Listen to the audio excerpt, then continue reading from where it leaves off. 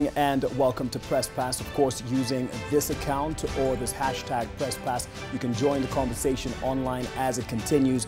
And the focus tonight being squarely on the fight against corruption and the narratives being shaped around it, and also other things. This is what's coming up. We have been seeing media reports that the cases are taking very long and so forth. Is it really the judiciary failing the other arms of government in fighting corruption, or is this a misguided narrative media is playing into? I know Maraga, if he nullified the other election, presidential election, I know he's capable. Ulaji wa rushwa kwa idara ya mahakama inafanya haki isipatikane. We'll be getting to hear from Mashinani whether they believe the reports that judiciary is to blame in a failure to curb corruption. There was also a ruling midweek last week on the wearing of hijabs in non-Muslim schools, and this was by the Supreme Court. And of course, there was a lot of reaction to that, and part of which was the criticism or critique that the media misrepresented the facts on this story. To help us talk about that and a lot more in the week that has been, we have Patrick Gadara right next to me. He is a columnist and a cartoonist, also a curator at The Elephant, and something you should visit and get to know about the many platforms or conversations that are ongoing about what is happening, current affairs. Next to him is Nerima Wako. She is the executive director at CSes Place, that is really dedicated to matters of governance, especially how it affects the youth in the country. And next to her is Hassan Kulundu, my senior in the profession, has worked in the profession for many years and has also taken into some law and interest in law after leaving the newsroom, I believe, and he'll be giving us a bit more guidance on what we shall be discussing tonight. So let's start first of all with what we like to have, and that's views from Mashinani, or counties if you may. And with the help of our correspondents, we wanted to hear from the people whether they believe the reports this past week that pointed an accusing finger at the judiciary in a fight against corruption. If haujapeana evidence enough, judiciary huwezi sema imefail because it totally works the evidence. Na pia the government, judiciary is one arm ya serikali pia. So government nayo lazima ikuwe serious. Waache mambo ya intimidation. Like unapata mtu anataka kupelekwa kotini, simu inapiwa, oh huyo ni mtu wetu, nini story kama hizo.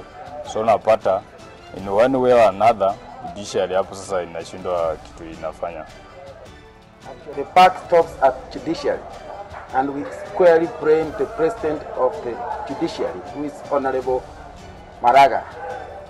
Actually, there's no way somebody can be convicted of stealing a chicken of around 150 shillings and is jailed 5 years, while people who have stolen money in sacks are gotten free. I can really blame the judiciary on matters pertaining to corruption because they are not interpreting the corruption laws well. Kwa maoni ya judiciary, mimi napongeza kazi ya Chief Justice Maraga, naona anajaribu vizuri sana, isipokuwa upande mwingine ni kama wana. Apologies for that sync that's off in the audio. Couldn't continue playing that because it's a bit off professionally to continue with that quality. But let me get some quick reactions on what you've been hearing in terms of the discussion after this past week, the multi-sectoral conference at the Bomas of Kenya, where different arms of government and even the private sector were giving their commitments in the fight against corruption. And of course, one of the take-homes was that judiciary, you are to blame. And the defense from Maraga was quite understandable. I'll start with you from that particular point of view. Thanks, Paul. Just a quick correction. No longer creating the elephant. Okay. That's what Yunga Palo is doing that. But everything you said about it is still true. It's still a very good place to go. Do you contribute at least for it? Yes, I'm still contributing. Yeah. All right. On this issue of blaming the judiciary, I think we've got to be a bit careful. There are nuances here. Sure, the judiciary has, it's not a perfect judiciary by any stretch of the imagination. but also the people who are throwing stones at it, themselves live in glass houses.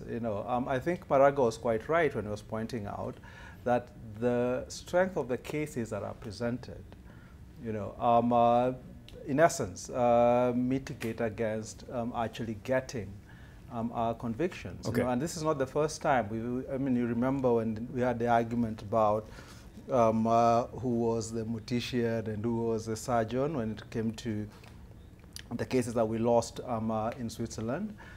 It's been something that we've had a problem with for a long time with prosecutions, that our prosecutions are not strong enough. And I think even the AG admitted to this. The DPP perhaps is trying his best, but we need to see results from this. I wouldn't say that. And one last thing, we should remember, it's not really the job of the judiciary to convict.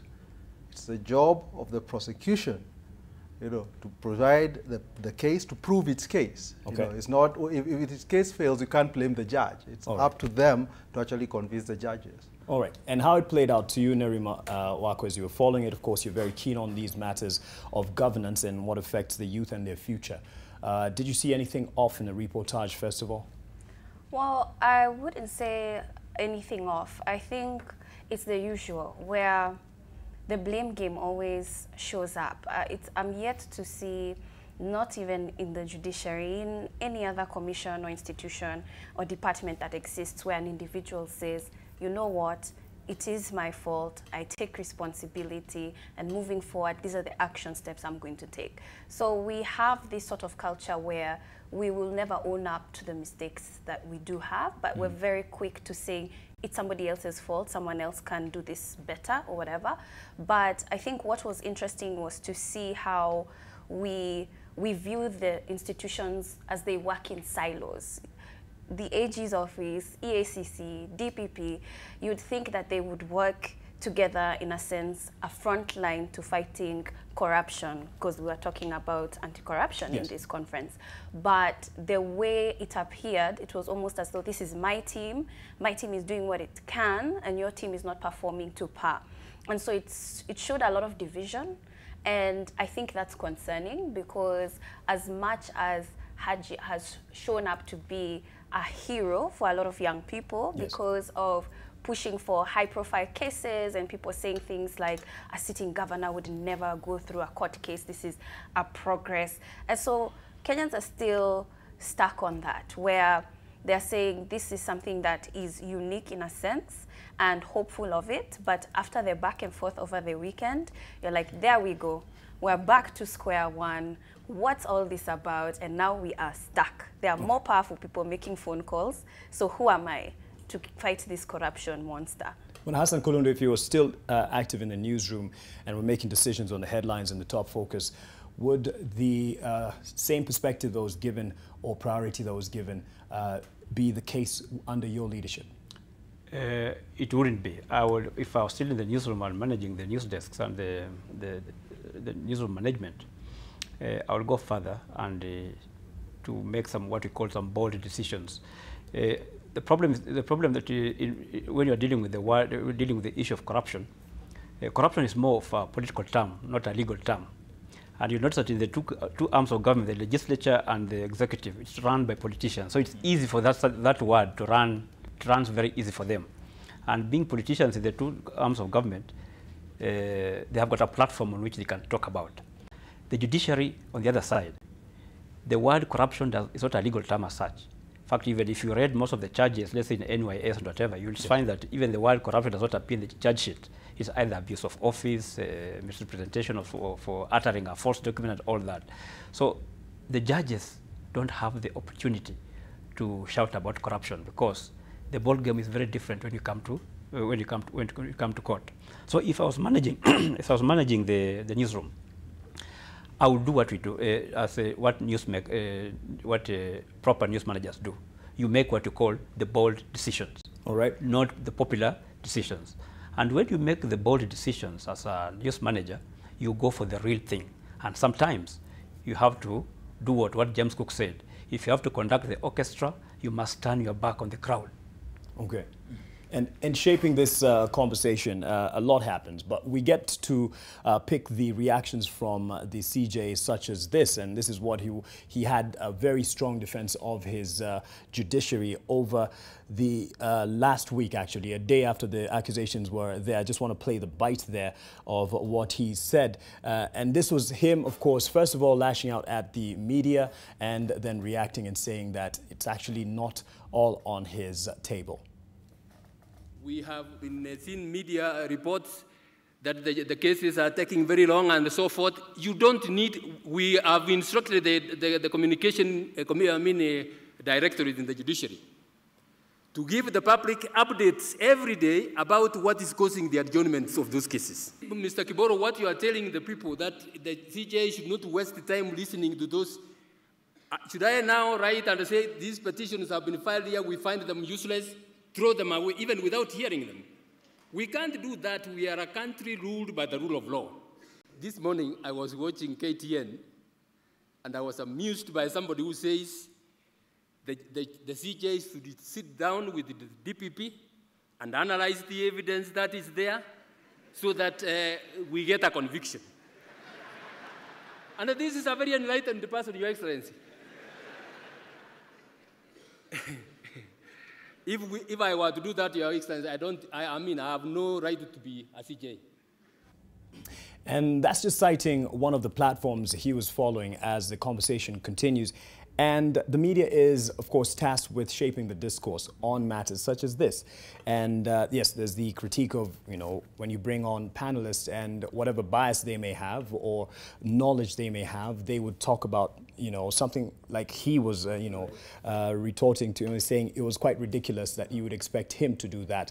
What is your challenge to the media? Because it always plays out as a back and forth. You'll see a headline like, "Clean up your own mess, President tells judiciary as CJ Maraga defends records." So the executive to the judiciary. Right. And, of course, now the lawyers also come to their defense. So it becomes a fight and people trying to defend themselves. Well, I think the media really, its job is to bring clarity to this.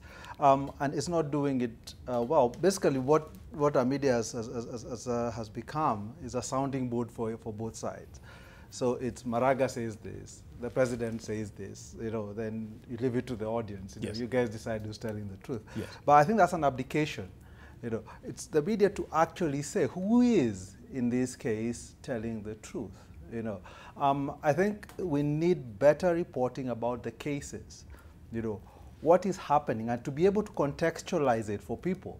So when we say that there are delays, what's actually causing these delays? And let's not be stuck in President says and Maraga says, but here is what was presented in court. Yes.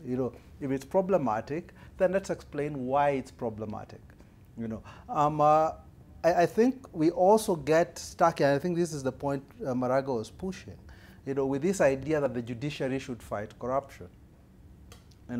The judiciary is a space you go to get justice, And in essence, it stands in for that the state cannot simply turn up and say, you stole this, and they throw you in, So that they've got to prove their case. The judiciary is not there to make it easy for them to do it. In fact, I would say the opposite. The judiciary is there to ensure that they actually bring the proof beyond a reasonable doubt. If there is any small niggling doubt that's reasonable, then that case will go.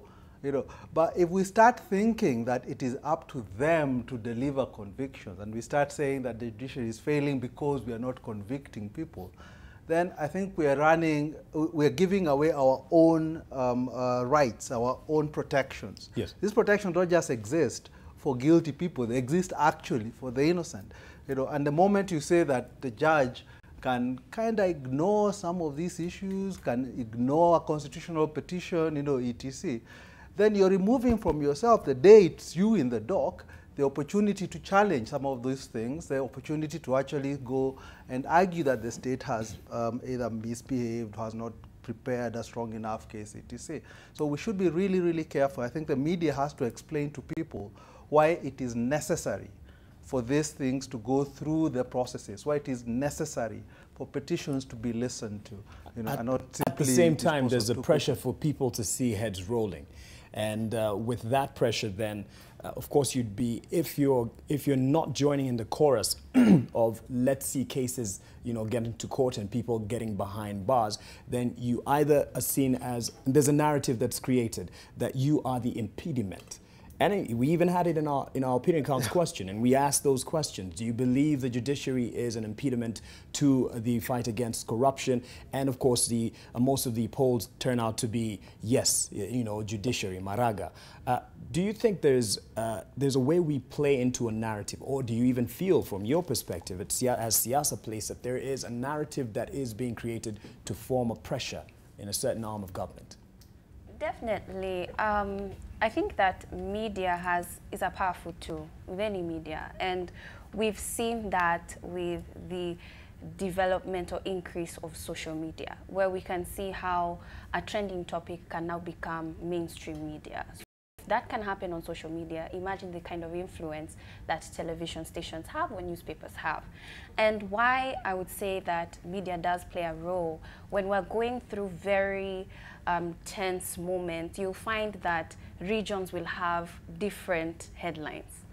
Yes. So that already shows you that there's a narrative being pushed, an agenda being pushed, which is dependent on the audience that that particular publication is going to be distributed toward. Okay. So I would say yes. And it's very difficult to say that individuals trust our media just because of the recent past of people saying how there are different stakeholders who are mainly politicians who have interests or shares in our media houses. So what does that mean when it comes to objectivity, when it comes to independence?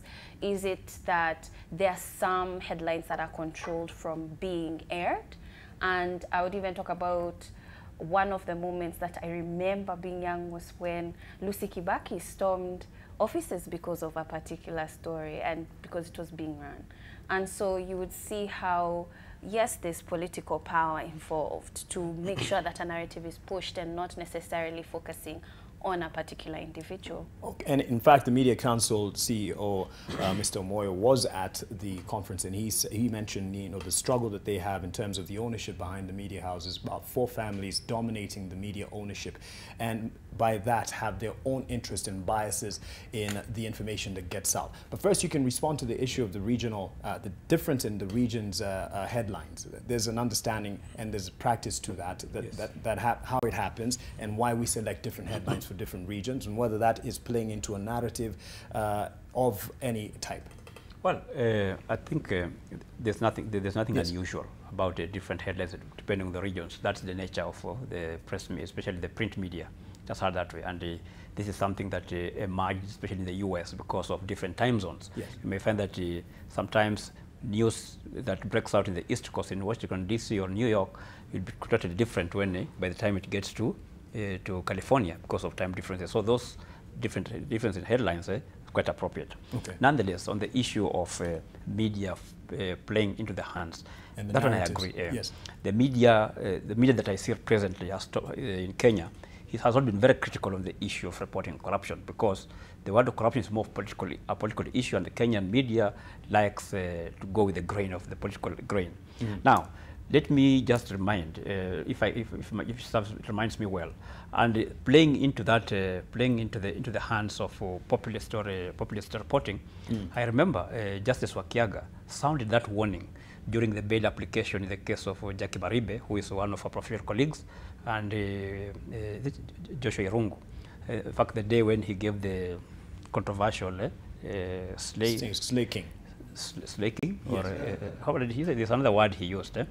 But there was a very good word, there's a very clear warning that Justice Wakiaga sounded. And he told the media, stop the sensationalization of this case. Why? The media created an impression, ran stories that the suspects are more than. So in fact, it's what we call presumption of guilt instead of presumption of innocence. So in fact, in Kenya, when dealing with the corruption and those kind of high-profile cases, we have thrown away presumption of innocence, we have replaced it with the presumption of guilt. And Justice Wakiaga warned that in case I acquit these people, what will the Kenyan public see? So he told that please stop sensationalize the reporting before the trial. And this, in my view, is the problem. You have noticed that sometimes DCI and DPP, they have given very sound, tough talk, showing that they are actually on top of things. You have seen how the arrests, the razzmatazz that surrounds the arrests, especially on Friday, so that somebody sleeps in it, the suspect goes into police cells until Monday. Yeah? You see raiding of homes, the people are brought. So it creates a lot of drama, and the public is meant to believe that actually the DCI is doing their job, those arrests. But you see, it's one thing to bring a case in the media, it's a totally different thing for it to come before the courts. Because ours is what we call the adversarial system. He who alleges must prove. Yes. Mark, when I was a managing editor, I was sued many times because you know the vicarious liability. Yes. The media house is sued, the editor and the byline holder. But when we got into court, we realized that the judges actually they really put the people who have sued us to task. You must be able to prove your case for you to get the release that you want against the media. Right. So having that kind of experience, presently even the media must know how to report issues that are in court and who know whom to blame, because we have been sued also. Yeah, so we know this. Yes. If I may, I think there's two things I'd want to point out. First, there are conventions that belong in a courtroom, that we really should not apply them outside, especially to political debates, so that guilty until proven innocence, etc. I think people have every right to sit and debate whether they think their politicians are being corrupt or are behaving badly. And if you actually insist that for every statement they utter, that, for example, if somebody say, well, Moi was corrupt, that he's got to prove that. I think we would essentially kill off the space for public discussion. Yes. So there is room, I think, for having a public debate without necessarily constricting it to the fact that you cannot express an opinion without you having case. To prove it. So there is a balance. I mean, and I think we've got laws against libel, etc. Those are probably the laws that were being applied against the press. But we should be really careful about telling people that they cannot be discussing some of these things. Right. The second thing that I really wanted to point out is this is being presented very much in a black and white fashion. So either one side is sort of angels and it's the judiciary who are bad, there's a judiciary who are good, and in fact, when the executive said that we're going to revisit, it was the other way around. Exactly. Yeah. So I think we need to keep in mind that there is fault on both sides here. When it comes to how we understand corruption, so take the example of the 2/3 gender rule. You've got a judgment, that says Parliament has to pass a law. This was in the last Parliament. And the judge actually specifically said that if the Parliament did not do it, anybody could petition the CJ to get Parliament dissolved. The CJ is sitting on 2 petitions. He's refused to do anything. So essentially, you've got an illegal Parliament that is earning salaries, etc. Yes. And earning our money, which for me, that is corruption, that the CJ himself personally is enabling by simply refusing to forward this petition to the president. And then the president would have no choice other than to dissolve Parliament. Yes. So by maintaining that, I think that is one way he is encouraging corruption. But on the other side, is what I'd said before, I think the will to actually not just prosecute for the sake of being seen, but for the sake of actually securing convictions. I am yet to be convinced that we are actually seeing this. I think lots of what we have is spectacle. Okay. Lots of light, heat, but very little in substance that that comes out. I think it's up to media to actually go beyond the spectacle that we are being presented with. and to tell as well, actually, what's our cameras are always on the ready for the Friday arrest because it's very dramatic. I mean, obviously, it makes for good TV. But in a sense, calling out what it is, as he says, there's very little punch in it, or there's a lot of flair, but a little effect on it. Should we be calling out then this whole issue of the fight against corruption, that it is PR, if indeed it doesn't have a lot of evidence to support the cases? Absolutely. Isn't that the work of a journalist, where it's to come up with information that is factual and to have an objective mind toward it and to share it with the public? So the fact that most of us, all of us, depend on the media for our information, it's very scary when our own media doesn't use that platform that they have to give the public that factual information. Okay, and he talked about some bold steps that he would take if he was still the managing editor in whichever media house at this particular time, and we'll hear that when we get to the concluding parts, but because we want to get into the other issue that was quite contentious over the week, and that was the ruling by the Supreme Court on the wearing of hijabs in non-Muslim schools. Stay with Press Pass. We'll be back shortly.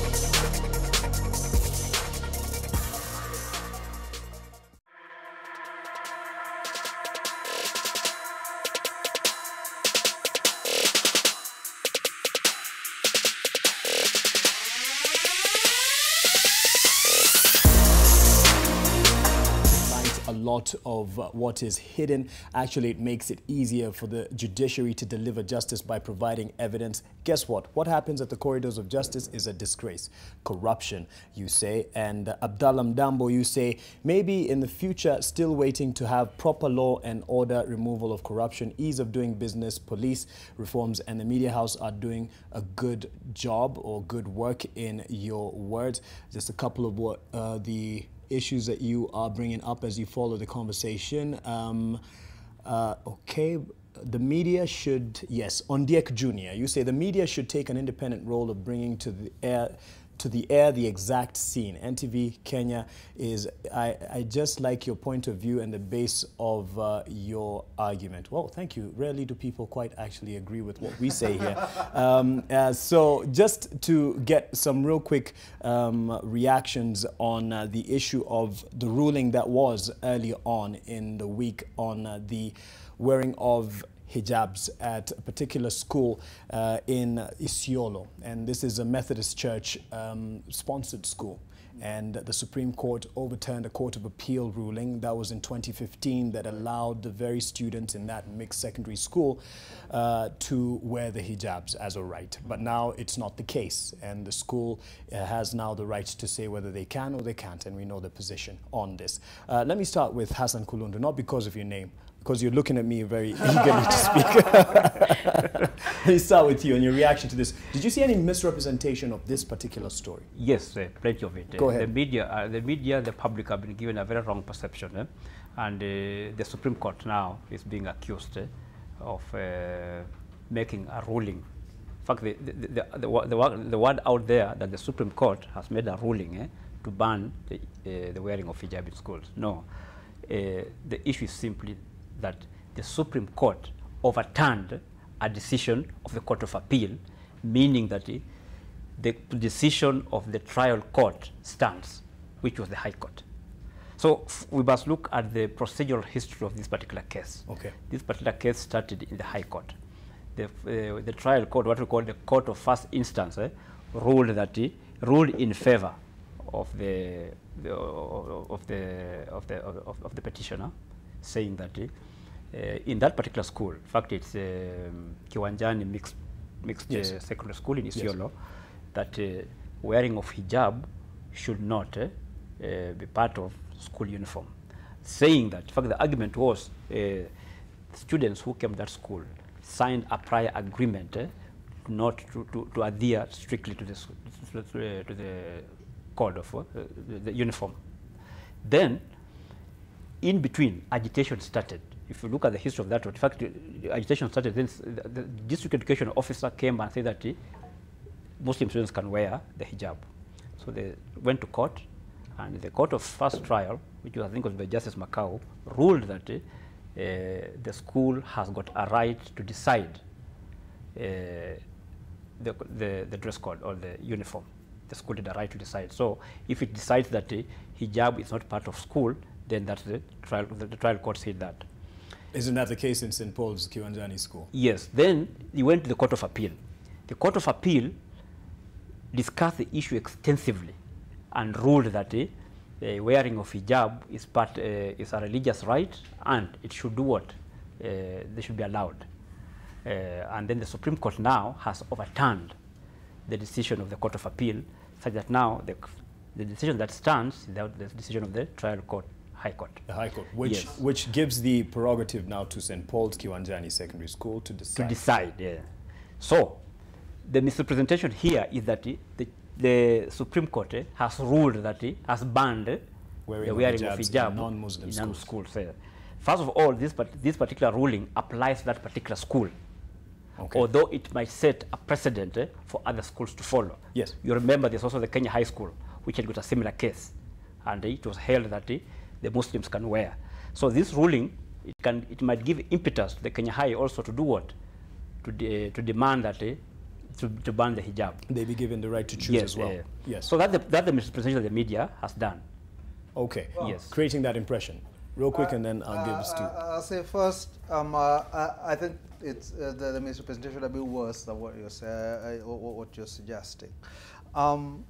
What they said, I mean, in fact, and I saw this line, and it was actually this set of words in 3 different media stations, that the judges ruled that schools have the right to set their own rules, which they didn't. And actually, if you look at the judgment itself, while you're right that they overturned what was in the Court of Appeal, but they said why they overturned it, and it was basically thrown out of a technicality. And then they say, even in their judgment, and even in the media advisory that went out, this was in bold, they say that there is actually an issue here that needs to be adjudicated. And it actually was almost encouraging someone, take this case, bring it to us properly, because there is an issue that needs to be discussed. So when the media went out and said, no, they have ruled that the schools can do what they want, this was a fabrication. You know, they didn't do that, and actually the issue is still alive. They said anybody can go to the High Court, you know, and restart this case properly, and then come back, and if it comes back to them, then they can actually now have a proper discussion, you know, about it, and then give the way forward, sort of what does the Constitution actually say, and what does it allow for, and whether any rights have been done away with. There's something that you wrote in the East African, and it wasn't too far from this kind of discussion, and it was about someone being, because they were saying they were from the Rastafarian religious beliefs, and they were told not to wear, not to have dreadlocks. First of all, you can give us a bit of background on that, and then the similarities that you see, and if, in your view, there was also misrepresentation. Yeah, so basically, first of all, what Gadara saw is exactly what I saw. And I remember when I was reading through the case, the first thing I thought was, wow, CJ Maraga is huge on process. That's the first thing I thought, because I knew that the case would come back and to be based on Constitution. So the article that I wrote, I basically said that I don't think the Kenyan people understand how progressive our Constitution is. Okay. Because it's mentioned in several articles how there's freedom of expression, but not only that, freedom of religion, belief, and opinion. So that now even ties into, and it mentions that you cannot stop anyone from accessing an institution because of their religious beliefs, including their attire. It is mentioned in our Constitution, or material that might be related to their religion. Yes. And also another thing that it talks about is our Constitution is very clear on discrimination, and the fact that we're talking about access to education, which is a right for every young person, Article 55, youth to have access to education. We're talking about several violations in this case.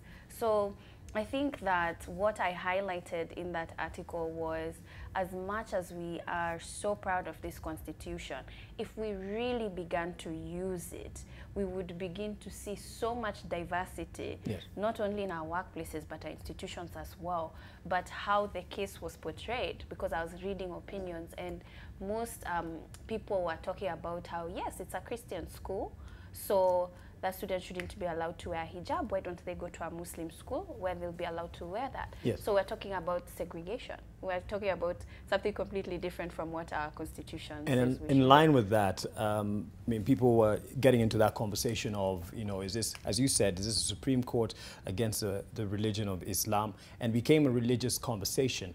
And it's very sensitive, very volatile. Did we in any way encourage a divisive debate within the Kenyan populace? Exactly. In fact, the way the media has reported this issue is going to cause a lot of problems.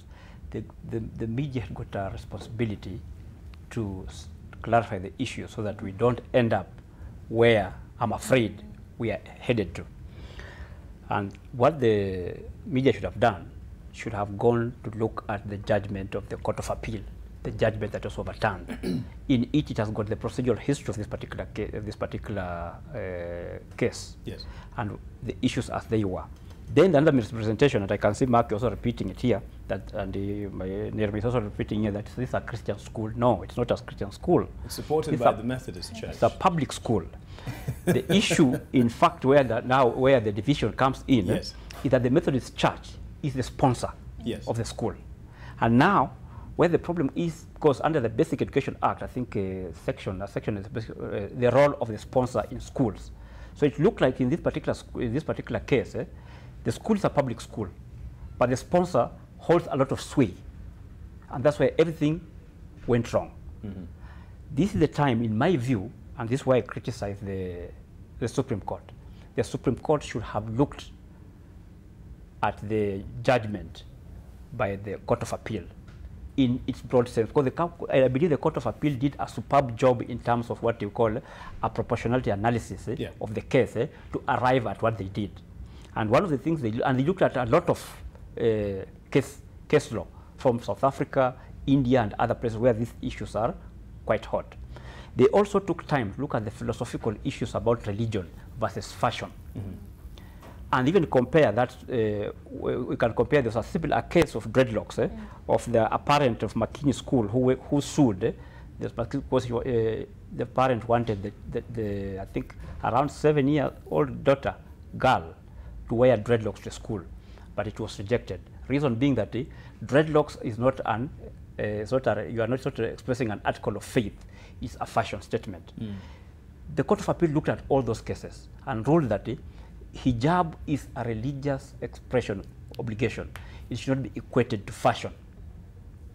If you are wearing it for fashion, well and good. But since this one is an issue of faith, the Court of Appeal did a good job. In fact, it was a 40-page judgment, and I believe they did a good, and a 3-judge bench, Rosen Nambuye, Philip Waki, Patrick Kiage, some of the best brains in the Court of Appeal that, in my view, that I know. So for the Supreme Court to ignore, to set aside a judgment by 3 senior judges and decide to uphold the position of a single judge, the High Court, that was, in my view, the failure. But isn't the point is they weren't really upholding the view of the High Court. What they were saying is this case has not come to us in a proper way. You know, so what they're saying is bring it properly, and then because they weren't adjudicating on the merits of it and saying that the Court of Appeal was wrong, at least in the sense that it was wrong in its arguments. It is in the procedure that they have an issue with.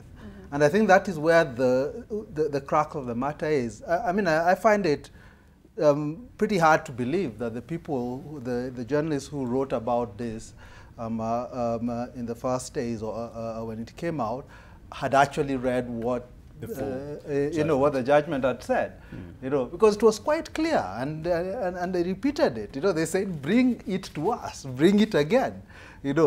Anybody can raise this issue. There are issues that need to be discussed. And the fact that and by the way, the Court of Appeal, in its opening remarks on that particular case, that for the first time, the Court of Appeal is being called upon to adjudicate over a hot and vexed issue in the history of about the use of practice of religious beliefs in public schools. It was quite interesting. So, yes. Yeah, and I just want to say the stories that were done now after, in terms of getting reactions, and there were many reactions from the Muslim leaders in different quarters and different regions of the country, and one such from the Star, and this was actually by KNA.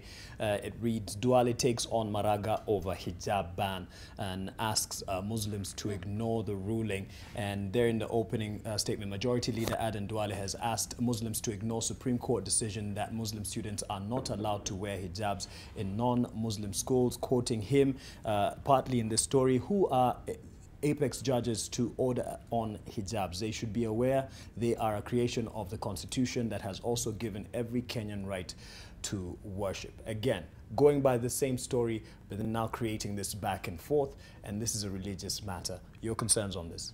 My concerns is now the fact that it appears it's against the Muslim community. And that's what's concerning, because I was in a conversation with an individual who works with countering violent extremism a lot, and especially after Riverside attack. And even when we look at the headlines there, and when the media finally demonstrated who were the perpetrators, who were the terrorists, they talked about the county that the terrorists came from. It wasn't Kikuyu. But if it was a Somali in Eastleigh, even the explosion on Somali. The regional commander, though, he said it. Somali. So we're very quick to be able to pinpoint certain individuals, and I think it's worrying that now we're focusing on a certain community that right now, just after that attack, feels vulnerable. And already in our history, we do treat Muslims differently because of us being afraid of terrorist attacks. So it's something that we should move away from, and headlines need to move away from and focus on what Gadhar is talking about. I have a couple of minutes before we take the other break. Very quickly, just very quickly. I think people like Duale, etc. are also at fault doubly. I mean, he should also read the judgment, instead of reacting. I think lots of people are reacting to the reporting rather than what the court actually said. Isn't that what happens in public spaces? Yes, and this is what now is puts real onus on the media, and a real duty on the media to actually be accurate and fair. So they've now put us into this debate that wasn't even necessary, because the court has not come to a final decision on this. Okay. And then you have people like Duale who create now a pretty bad, I think, precedent when they start saying that we can ignore rulings that we do not like. Yes, this has been misreported, etc. But the principle that we take our cases to the judges and that they will decide, they will interpret what the Constitution says. We've got to live by that. Otherwise, then, what else can we choose to ignore? How will we have any order or, anything? We can simply say, well, we don't really like how they ruled, so, we're going to ignore it. All right. Let me take a quick break, and I'll give you an opportunity to close on this, but as well as the other issue that we wanted to discuss, and that is the appointment of the executive order that was given for the Interior CS, and how this is quickly attached to what it means for the future of DP as we close this particular discussion. Stay with Press Pass.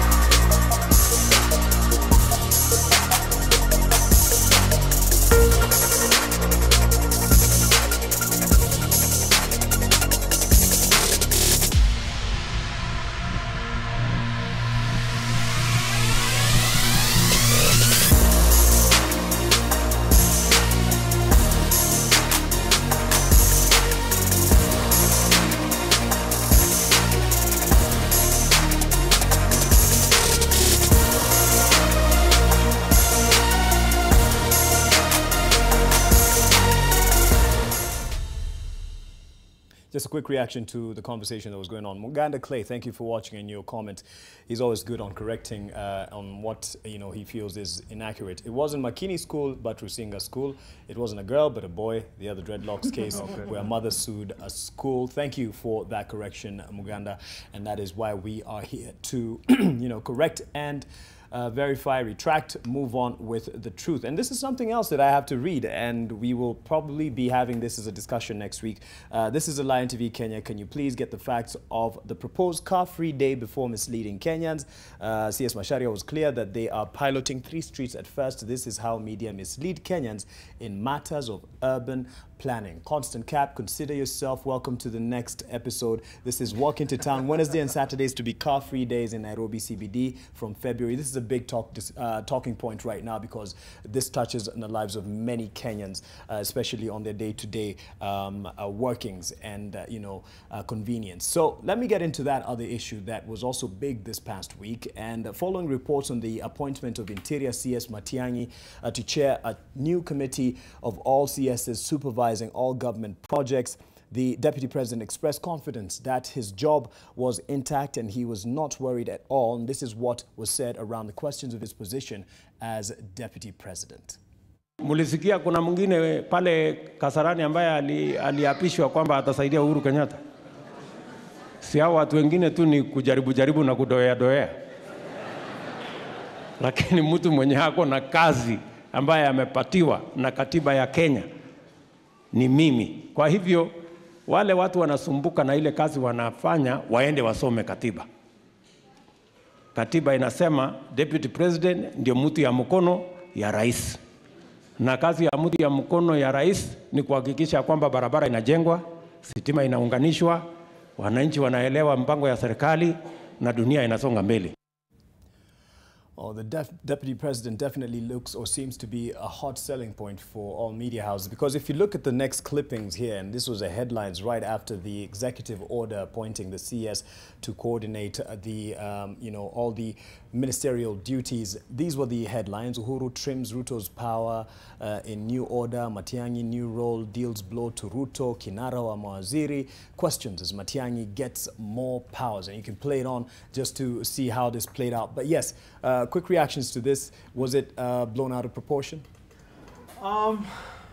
Well, I can understand the politics of it, and what it looks like, given that we are in this sort of conversation about 2022 and etc. But I mean, in a sense, Matiang'i is still a CS. Constitutionally, Ruto is the deputy to the president. Now, if you look at the meaning of the word deputy, basically he's a guy who acts when the president isn't there. Well, I think he does have functions, I think, but lots of these are not really enumerated. You've got a lot. I mean, he will sit in, for example, the National Security Council. That can't be taken away from him. Yes. If something happens to the president, he will sit in. But the fact that others are not means the president can organize tasks as he feels fit. But Matiang'i remains a CS. We're talking of super CS, all of this. I mean, there's no such position in our constitution. He's simply a CS who has particular duties, by the way, which he needs to be reporting to Parliament on. So these new functions, according to the Constitution, he need to be writing a few reports to Parliament and telling them how he's fulfilling them. Okay. One other thing that I think is missed in this entire debate, Matiang'i has been found by our courts to have abused his office over the Miguna thing. The judges ruled he had abused office. They have held him personally liable, for it. So why is he being rewarded by having more more power, or more responsibilities? In the debate, they say he's a guy who delivers. It doesn't matter. He is a guy who breaks the law. And actually, this is, our Constitution says that is an offense for which he can be removed from office. Right. So it's not just about Kenyatta, it's about Parliament. Parliament, you should ask, why haven't we had a quarter of MPs, putting up a petition saying that guy needs to go because he has been found that he broke the law, that he abused his office. So this idea that we're going to sort of tolerate illegality in the cabinet, don't forget the initial illegality in the cabinet is because it doesn't adhere to the 2/3 gender rule, so it's actually an illegal cabinet in total. But in this particular case, for a guy who can willy-nilly break the law, who can ignore what courts say, and we think he should be rewarded. I think it's something that we, as a media, we should have stood up to. We should have been saying, no, Mr. President, this is not the way to go. Okay. You made your point on that. Nerima, as the executive director at Siasa Place, all this discussion that always points to, it's connected to DP and the role that he plays. Was there anything that for you jumped out as something that needs to kind of stop in the reportage? It needs to stop. I don't know if it's possible, but let's focus on individuals. I think that a lot of our politics, a lot of our headliners are focusing on people. And I know Matiang'i, there's an article that I wrote where I called him Mr. Fix-It, where things only work when he's present. And it's not necessarily, it's not a good thing.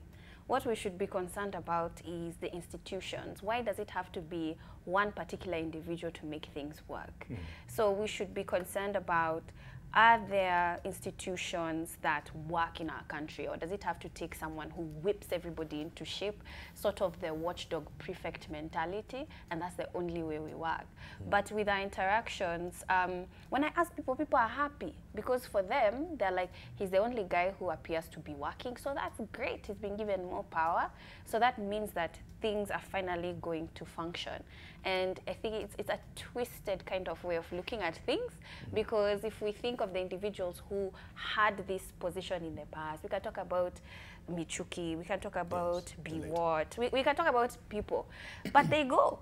I mean, people don't live forever. So what happens after Matiang'i? Do we just now wait and hope there'll be another one coming up to fix our government temporarily? And that's a concern. Bwana Kulundu, people would say, those who are very keen on the political scene, that nothing just happens. And the interpretations that you saw being made for one reason or other were actually necessary. Would you make the same decision and same call as a managing editor? Exactly. That's what media is supposed to do. It's supposed to try to read behind the headlines or the ordinary events. Yes. And that's the nature, because you know, we are dealing with politics, okay? The president and all those political players, correct?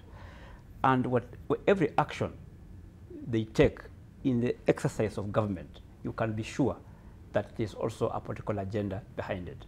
Let's look at let's see what's going on in the U.S. presently.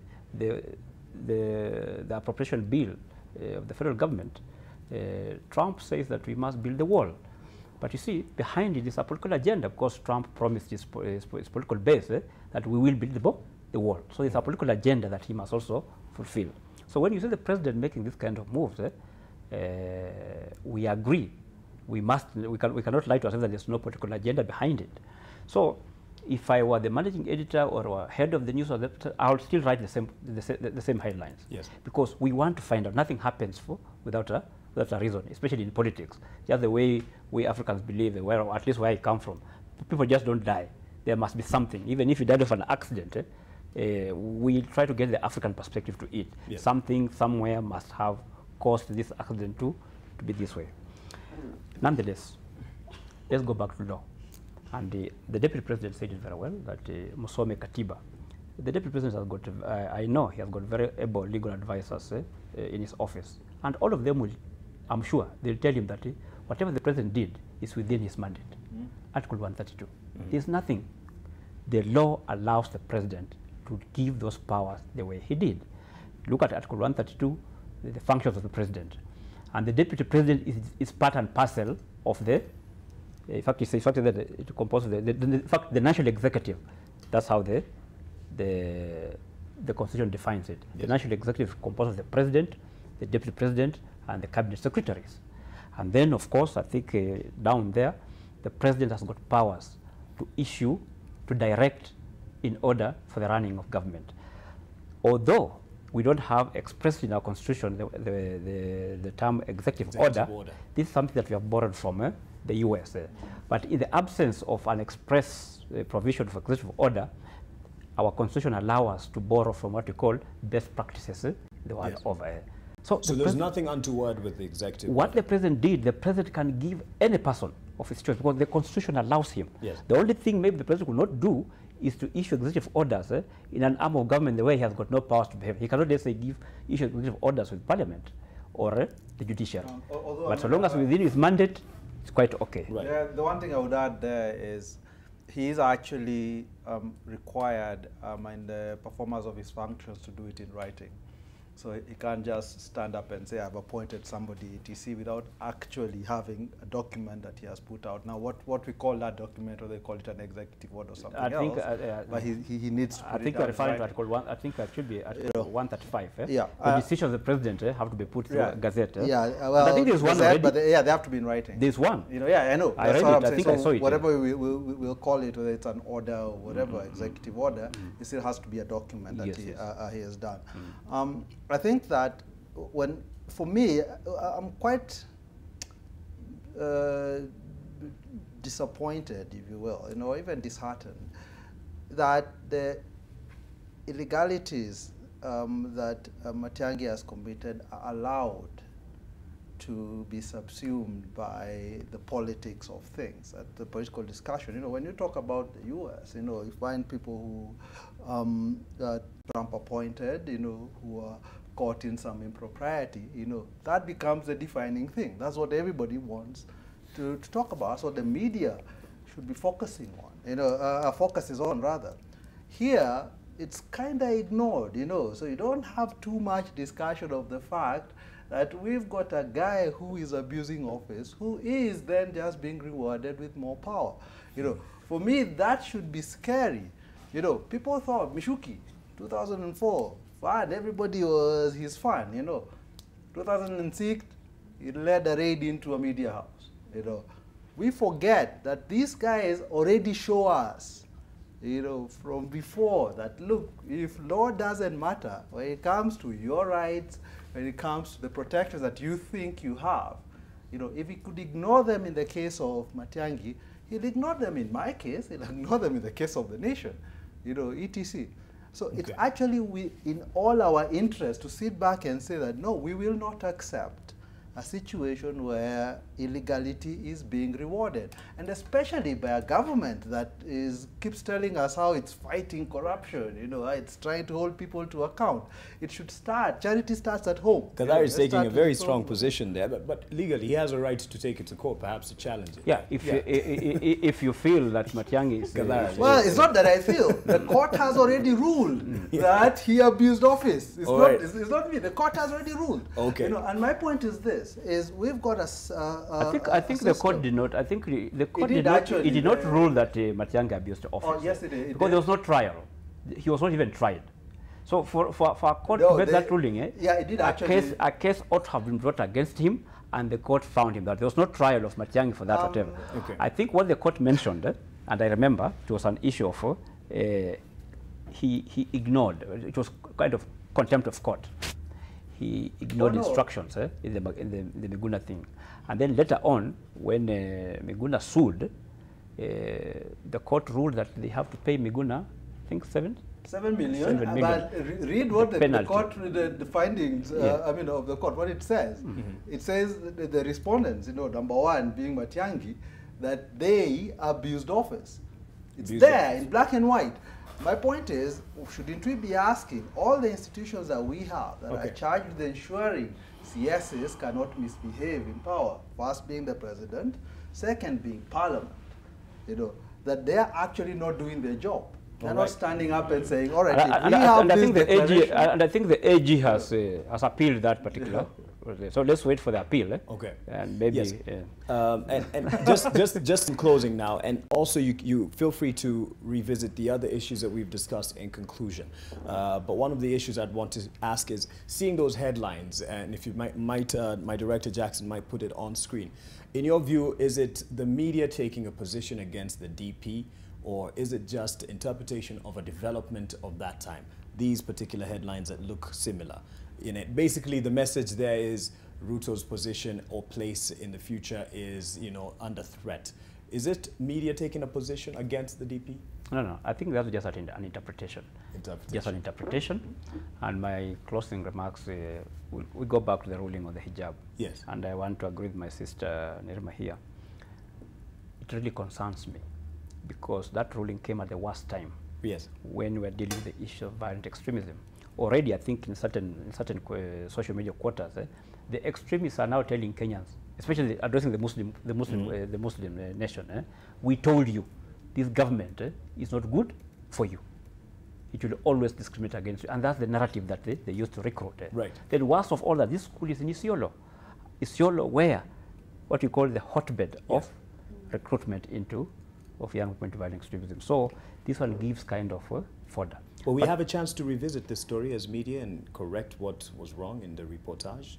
Set the record straight. You can set the record straight, but also the country now has to come back and look at this issue afresh because the damage has already been done. Nonetheless, I will advise young people who might fall, who might be trapped into this thinking that because the extremists are going to have a field day. In fact, they're already having a field day. With this. But I'll caution young people who are going to get that kind of bombarded that kind of argument. It is not the government entirely or the judiciary entirely. Remember that the Court of Appeal has got a very good judgment in favor of wearing hijab. So what you can only do maybe is to criticize the Supreme Court on certain areas. And once we make the correction, that we don't end up condemning the judiciary wholesale. And that is what the extremist groups are taking advantage of. So I will call upon the young people, especially the Muslim young people, please go read the judgment before somebody misleads you into doing certain things. And sets you against the judiciary or other arms of the government. Your closing remarks on whether this is divisive or perhaps the message you really want to drive home? I don't, the Muslim, the hijab, or what's either one. The Ruto, I would the say hijab, for the headlines, it is what it is. Because, yes, Matiang'i did get more powers, and that's there. And so I don't think that the media is reporting it in a sense where he looks like he's being attacked. Yes. No? Okay. And in terms of, the judiciary and the fight against corruption, any more, encouragements to the media in terms of reportage moving forward? More factual information. I would say the thing that most Kenyans are concerned about is, are we going to be able to say that we have valid cases going through these courts and also convictions? Okay. What the back and forth is not helping anyone. We're already extremely exhausted, and now we are still politicking about what's happening within our judiciary. And for a change, it would be good to see someone take a stand, and that is only now media in terms of what can they highlight that shows the Kenyan people that's causing these delays. All right. Gadara?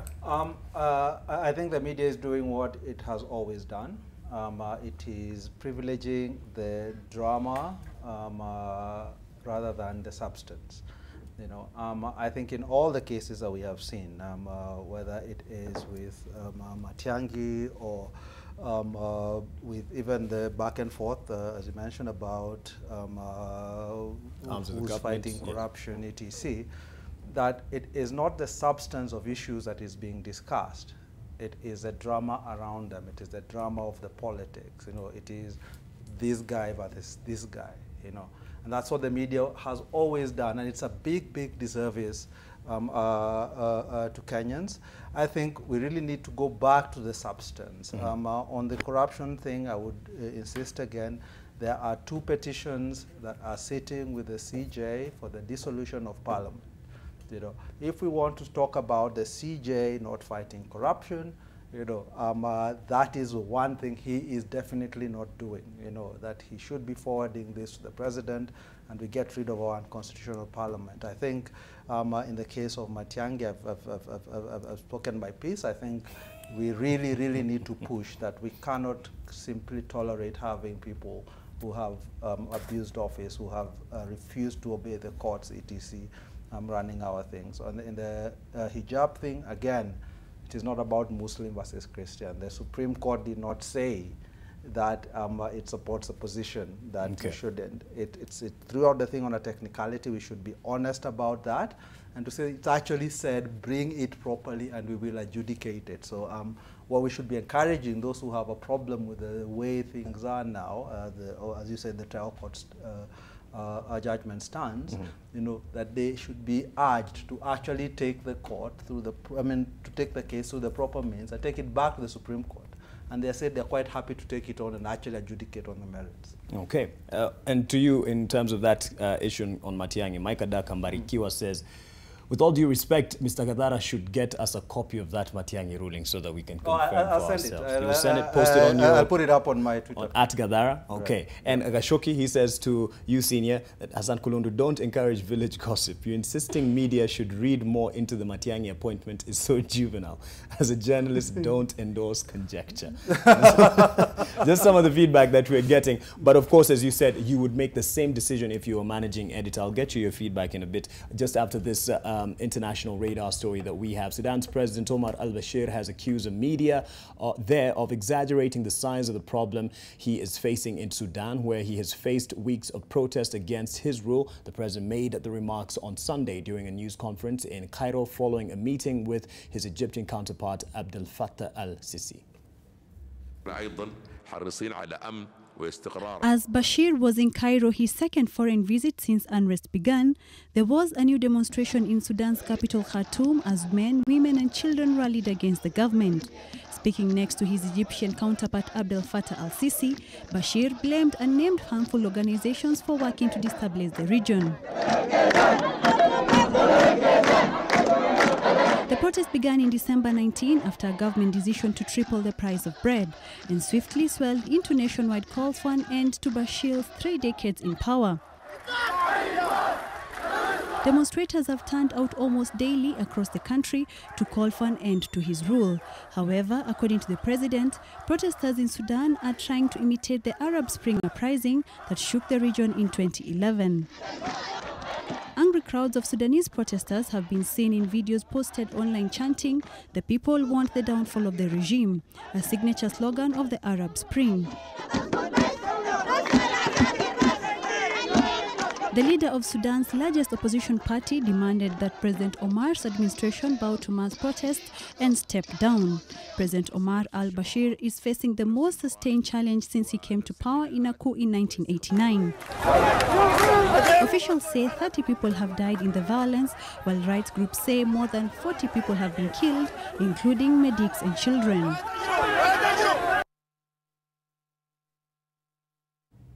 On that point, we end Press Pass. But hey, I said I'd get you some feedback. It's not conclusive on the feedback that I gave you each was not conclusive on what people were saying about your remarks. Graphy Kane says, baby-faced analyst, but quite a challenge to the youth. So articulate and sharp-witted. Thank you, Neri Mawako. That's to you. Guys, I'm sorry, I couldn't find anything nice about you. Patrick Gadara is still looking for that ruling. I have it, and he's posting it on his account, and that is to the gentleman who had asked for it.